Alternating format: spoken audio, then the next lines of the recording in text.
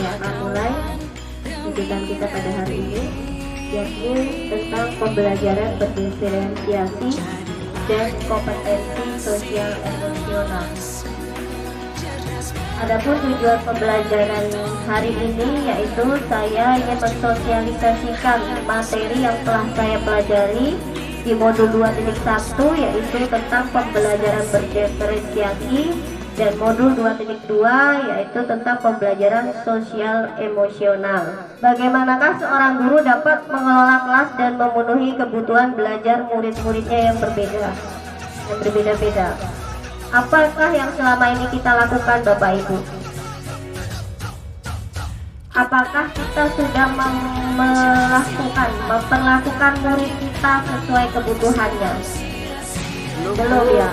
Jika kita sebagai seorang guru bisa mengelola sebuah pembelajaran di mana kebutuhan murid-muridnya itu semua dapat terpenuhi. Dan setiap anak ini karena memiliki karakter yang beda, tentunya juga kebutuhannya akan berbeda. Nah, apa sih itu pembelajaran berdiferensiasi? Pembelajaran berdiferensiasi itu adalah pembelajaran yang mengakomodir kebutuhan belajar murid. Jadi guru itu memfasilitasi murid sesuai dengan kebutuhannya. Itu tadi, karena murid pada dasarnya memiliki karakteristik yang berbeda, sehingga tidak bisa kita perlakukan yang sama. Sebenarnya kebanyakan dari kita, saya sendiri tidak berbicara orang lain, dalam mengajar di kelas kita selalu berlaku sama untuk semua murid kita, tidak ada bedanya. Ngajar kita terangkan, setelah itu kita kasih tugas yang sama, hasil tugasnya pun sama. Nah, di pembelajaran berdiferensiasi ini kita belajar bagaimana kita bisa mengelola sebuah pembelajaran yang dapat memenuhi semua kebutuhan muridnya yang beragam itu tadi. Apa saja yang beragam dari murid kita? Karena murid kita berasal dari keluarga latar belakangnya yang berbeda-beda. Ada yang kurang mampu, ada yang sederhana, sedang ada juga yang orang berada. Terus yang kedua, murid itu memiliki kesulitan bahasa yang digunakan di kelas, mungkin karena baru pindah dari daerah lain. Kalau keberagaman murid ini sepertinya tidak ada di sekolah kita ya, karena rata-rata muridnya yang memang berasal dari daerah ini. Yang ketiga, keberagaman murid yang bosan karena ia sudah menguasai keterampilan yang diajarkan sehingga tidak menantang lagi. Ini sering terjadi, khususnya kalau menurut pribadi saya ini sering terjadi di kelas rendah ya Bapak Ibu.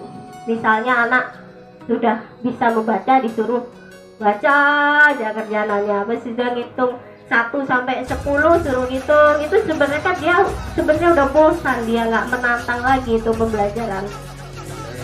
Suruh nulis terus bosan. Nah, terus itu salah satu keberagaman murid yang sering kita temui di kelas. Terus ada lagi murid yang saat ini berjuang keras untuk mencoba memahami apa yang diajarkan. Nah, ini juga sering ini. Namun karena adanya kesenjangan terlalu jauh apa yang ia mampu lakukan dengan apa yang ia pelajari, karena tidak bisa membuat koneksi. Ini biasanya terjadi dengan anak-anak yang lambat daya tangkapnya. Sedangkan materi, kebanyakan seorang guru itu mengejar materi. Progresnya sampai di sini, harus selesai sampai sini. Besok udah harus ganti ini, harus ganti ini. Sedangkan ada beberapa murid yang belum paham, saya tangkapnya lambat. Kemudian ada juga murid yang hasilnya baik, dia mengerjakan tugas bisa, tapi punya masalah sosial emosional, mentalnya terganggu. Mungkin bisa jadi karena di rumah keluarganya broken, ada juga yang seperti itu.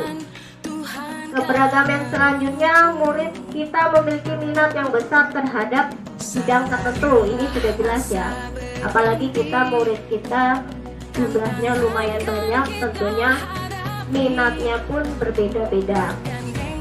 Yang ketujuh, hampir sama dengan tadi, memiliki kesulitan dalam belajar. Ini pasti kita temui di dalam kelas.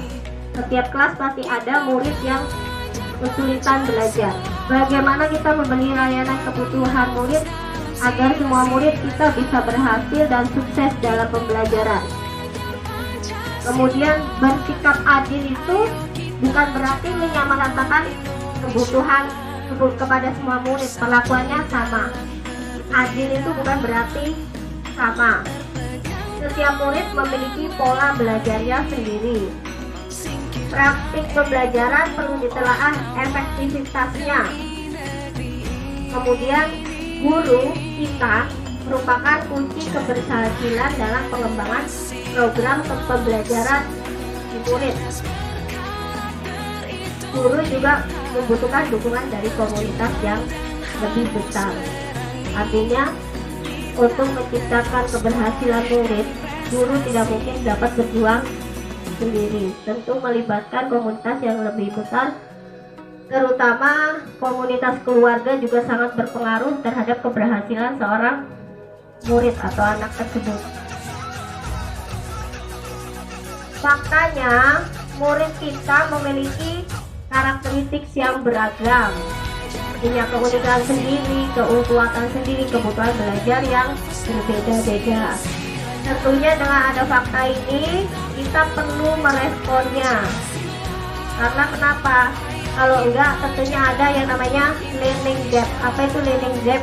Kesenjangan belajar, di mana pencapaian yang ditunjukkan murid tidak sesuai dengan potensi yang seharusnya dapat ditunjukkan oleh murid tersebut.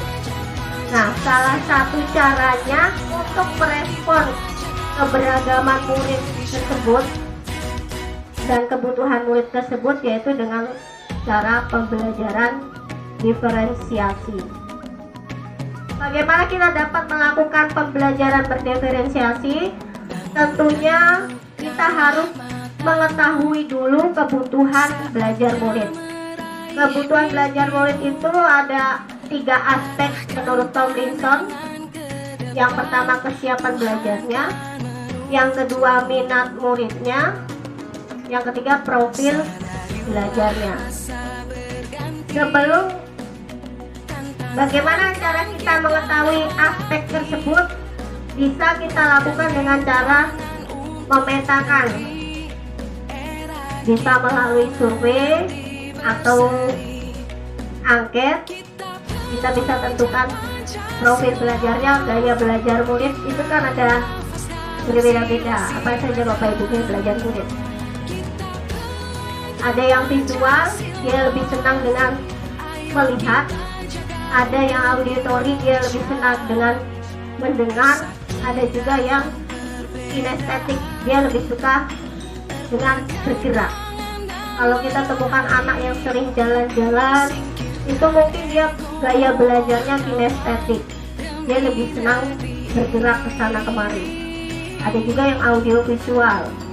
Kalau audiovisual berarti dia melihat dan mendengar. Nah, tipe-tipe anak yang seperti ini mungkin dia lebih senang dengan melakukan, kalau belajar dia menonton video. Jadi kita harus tahu dulu apa sih kebutuhannya anak ini. Apakah dia senangnya belajar dengan mendengarkan penjelasan gurunya, apa dengan menonton video, apa dengan praktek. Kalau yang kinestetik biasanya dia senang jalan-jalan, dia lebih senang praktek atau kita belajar di lingkungan alam. Ada ya Bu ya? Ada juga kita kalau mau menggunakan gadget itu ada juga kuesioner. Kita tinggal pilih apa ya, nanti kelihatan berapa persen dia auditori, berapa persen dia visual, berapa persen dia kinestetik.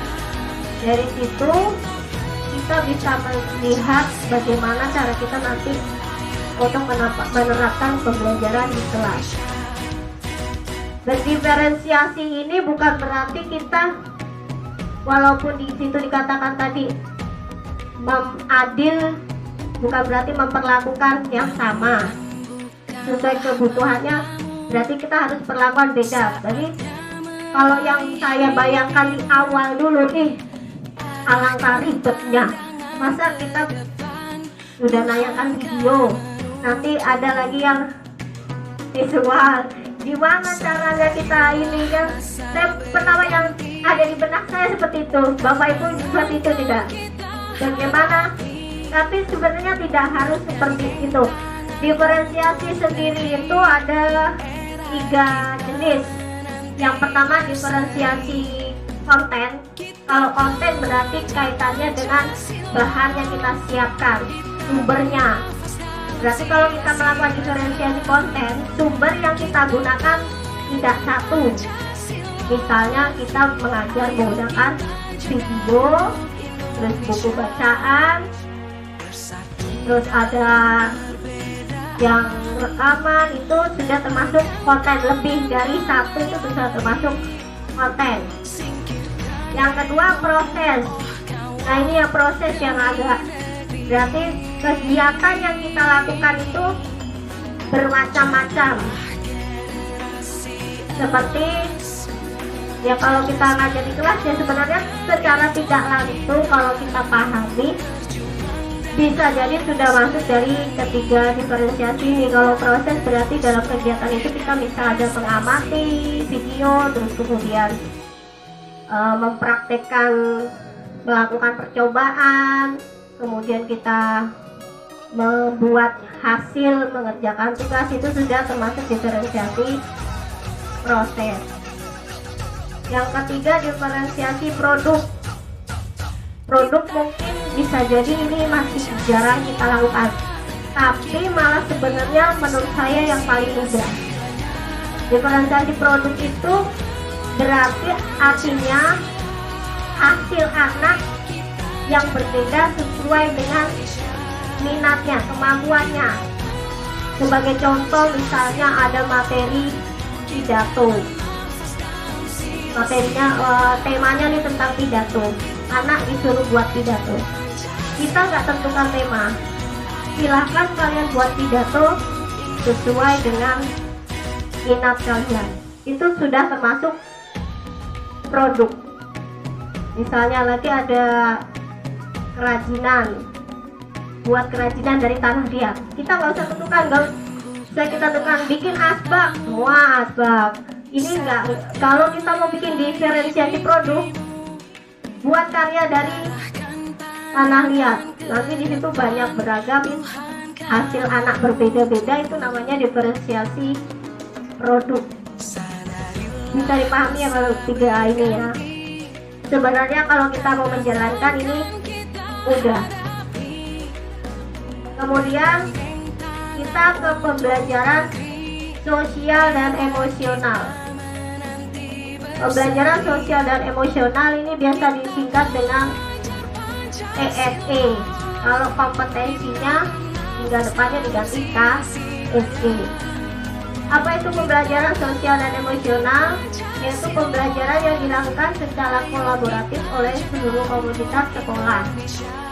Proses kolaborasi ini memungkinkan anak dan orang dewasa di sekolah memperoleh dan menerapkan pengetahuan, keterampilan, dan sikap positif mengenai aspek sosial dan emosional. Tujuannya agar dapat 1. Memahami, menghayati, dan mengelola emosi atau kesadaran diri. Yang kedua, menetapkan dan mencapai tujuan positif. Ini pengelolaan diri. Merasakan dan menunjukkan empati kepada orang lain. Ini kesadaran sosial. Membangun dan mempertahankan hubungan yang positif, itu keterampilan berelasi. Yang kelima, membuat keputusan yang bertanggung jawab. Pengambilan keputusan yang bertanggung jawab. Nah, ini jika dirampung ini adalah 5 kompetensi sosial emosional yang harus kita kuasai dan bisa kita tularkan kepada anak didik kita. Yang pertama itu kesadaran diri, manajemen diri atau pengelolaan diri, kesadaran sosial, keterampilan berrelasi, dan pengambilan keputusan.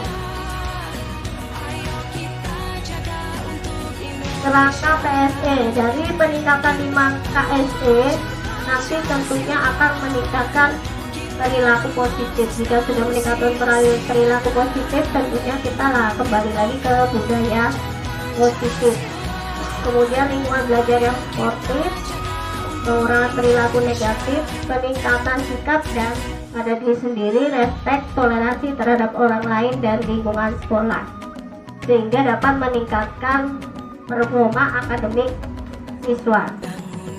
Nah, kurang lebih seperti itu Bapak Ibu yang dapat saya sampaikan. Mungkin ada yang mau menanggapi atau menanyakan jika kurang jelas.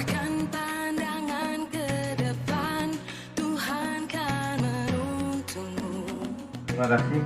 Terkait PSE mungkin sebenarnya kita sudah melaksanakan ya Bu. Contohnya kita sudah bermusyawarah di kelas dengan anak untuk membuat aturan kelas. Itu salah satu contoh bukan Bu?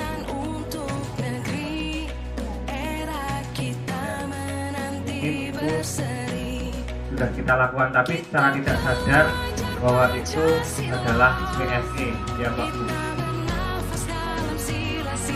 Nah, untuk yang apa tadi Bu, diferensi produk, iya, itu juga sebenarnya kita sudah melakukan, tapi karena kita tidak tahu, sebenarnya sama dengan PBBL, Project Based Learning, yang akhirnya menghasilkan produk.